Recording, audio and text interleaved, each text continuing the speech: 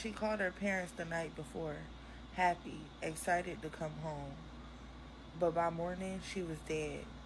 The U.S. Army ruled it a suicide, but her body told a different story.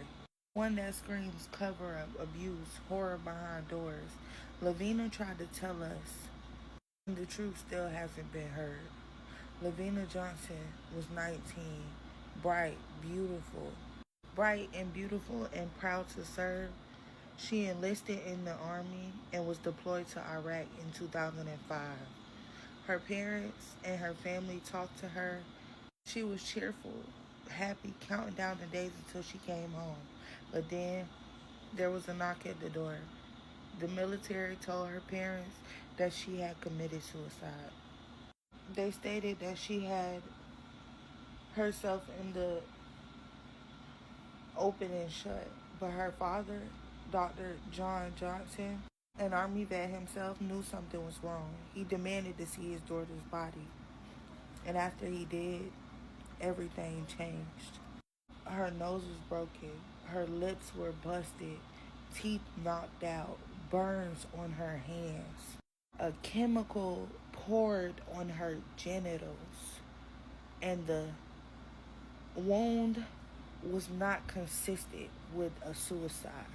And the worst part of it all, they glued her face back together, trying to cover it up. The autopsy photos leaked later confirmed that she may have been beaten, assaulted, and murdered. The U.S. Army said no foul play. Case closed, no investigation. But her blood was found on the outside of the tent. There was no gunshot residue on her hands. The gun was also too far from her body. This wasn't a suicide. This was something way darker. And they tried to bury LaVena, literally and physically. LaVena didn't take her own life. She lost it trying to survive in a system that failed her. And her last words were carved into her broken body. LaVena tried to tell us, and we're still not listening. Not all hauntings happen in the South. Some cross state lines, slip through hospital halls, and even church walls. This is a story about a woman who cried and then drowned before anybody took her seriously. Teleka Patrick wasn't lost, she was gifted. A doctor of the mind, top of her class, deep in her faith, though she had to have been battling something that she couldn't herself name. In 2013, her behavior began to change. She was seen praying obsessively. She was fasting until she was frail, and also writing letters, hundreds and hundreds and hundreds of letters to a man that she had never met. Gospel singer and pastor Marvin Sapp. Teleka stated that he was her God-appointed husband. She wrote letters upon letters. She moved to Michigan. She even showed up at his church, contacted his children. Sapp got a restraining order against Teleka.